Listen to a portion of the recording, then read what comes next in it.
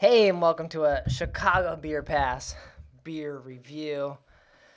We're getting deep woods. Deep in those woods, man. This is the 2020 Death Star. Which looks a lot like the 2019 Death Star. Yeah, so if you have cans, you're going to want to look at the bottom. Don't turn them over because you may have opened them. But this one was filled 10/6/2020. And I think it's part of their mission to make it available all year. Mm-hmm. But then part of that is, some of these stores might get it and sit on it and then bring it out later. So now it's pushing up against the current release. And then unless you peep the dates, you don't know what you're getting. And I don't know if the box has the date. The cans have the date, but the box might not. It might. Yeah. Same color scheme, though. I think that's what I was going to say. Like, maybe alternate color schemes. Oh, yeah, that'd be nice. Yeah, flip them. But this is the, cornerstone in the series, and with this release came out Cafe Deth and Maple Deth this year. This had to be the one that started it all. This is an oatmeal stout, and then I think everything else was built on that. Well, the stout and the barley wine. Okay. I think the barley wine might be just as renowned. I was searching for words What's the barley wine name? Straight Jacket. Straight Jacket. Yeah. Oh, yeah. Yeah. Yeah. The fancy barrels, fucking Boss Hog barrels for the barley wine treatment. That's right. Yeah. The apple brandy this year. Yeah. So, and then if that wasn't enough, they hit you with a rye wine, which you don't really see a whole lot of. That was Thunder. No. Right Way to Heaven. Right Way to Heaven. And VSOR. Oh, that's right. Yeah. What was in the Thunderstruck? Thunder. I think Thunder is just an OG stout. Oh, okay. As compared to the oatmeal stout. They That's amazing what Revolution is doing, and it's so sad to see the brew pub having to close for the winter. So go pick up beer at Kedzie. They have a new double dry hop mosaic hero or something coming out. Yeah. So. I don't know. A couple weeks ago they had a crowler of midwinter nights jacket, which was the barley wine aged in High West midwinter nights dram barrels. All right, hold on. Let's take a drink of this, and then I'll finish my thought here on these cool beers. The color's great. A little more head than we recently did a video with Pollyanna. They don't always come out together, but there it is. We were drinking on another beer review, this Pollyanna beer from Tugboat Coffee, personal chain letter. Makes sense to follow up with another barrel-aged stout. And so these videos always don't go up together or back to back. This has that like cherry kind of like sweetness. It might be the wood that balances out the stout that was missing in this personal chain letter.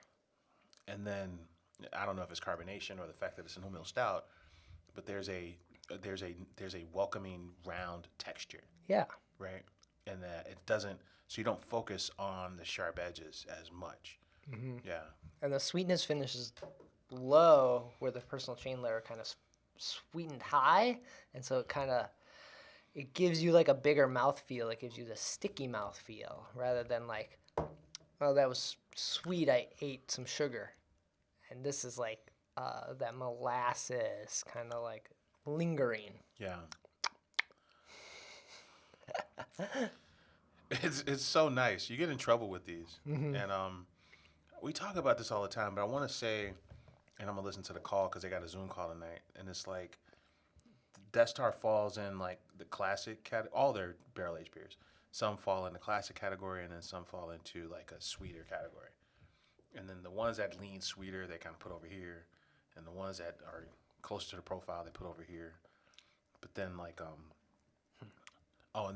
sometimes you get like a cool one-off crowler of like a sweeter Sweet one. version of that? Yeah, or like a coffee-forward version of that. Or big chocolate notes that we didn't necessarily want in this one. You get those kind of variants. But I mean, that's cool that they separate the barrels. Yeah. But then also the end product of blending to achieve this type of flavor profile, I think is something that deserves a lot of credit, right? Because no matter who it is, whether it's Goose or these guys or anybody, like blending is a huge part of this barrel thing. Mm-hmm. Yeah. And what we taste is as a product of them kind of hanging out, trying all these blends until one makes sense. Yeah. But what I was thinking before we started drinking is a cruise like Revolution and Goose Island, they have this like massive, I don't know, lineup or like hidden artillery that they would have at like festivals or events. Like, hey, we rolled out this like Fernet Bourbon County. Hey, we got peanut butter Death Star. And it has to come out. So right? Like it was made to come out, and it was made for like cool events. Yes. But now there's not really events, so you need to like follow these breweries and keep up, because a random Tuesday they might be like, "Hey, we just filled a bunch of crawlers of Death Star with I don't know, double the coffee," or I don't know, whatever. No, I understand what you're saying, and you're dead on. And yeah, let's not lose sight of that as we're, as the colder months sit in, and the fact that, draft beer consumption is at an all-time low for most of us. Right. Right? Like, you can replace some of that energy and really get into making sure you know every move of your favorite crew, because there's some cool shit going up, and it's a lot of times a surprise drop. Yeah, and you can't keep up with everyone. So you need to like pick like two of them. Like, Goose and Rev are gonna do cool stuff, so watch them, and then pick like someone else, like a Microphone or Phase 3 or even Salamoth is coming out with like crazy stuff all the time. I'm like, man, I wish I lived a little closer. I would be out there. I'd drink more Salamoth if they were closer. Yeah. Yeah. If they open that tap room. They got the windows. They got the next Vikings. to the whatever that pizza, Middlebrow. There's Vikings all over the windows. They just need to open. So I don't know. That's fun, and this is a great beer.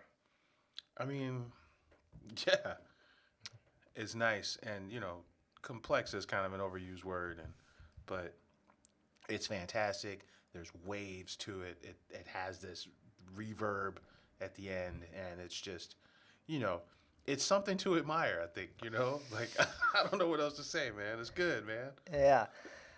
So if you can still find, like Nick was saying, sometimes you'll find this one because it's kind of the flagship. I think they're about $30 to $40 for the 4-pack, right? That sounds about right. Depends on probably where you're getting it, but you might be able to pick it up. I would do it. I would definitely grab some of these. It's worth it. And be on the lookout. There's releases every month, so there'll be a November release here soon. Which might be, aside from the flavors, that might be my favorite part, is that, it's not all a one-day thing. Mm-hmm. It's a scheduled assault from October clear through March or whatever, and then they take a couple months off, and then they hit you with some summer variants. Some summer Deepwoods.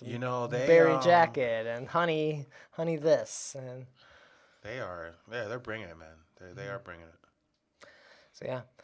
All right, well, we're definitely going to finish this can. And, yeah, we'll be back soon with some more drinking. Take care. Cheers.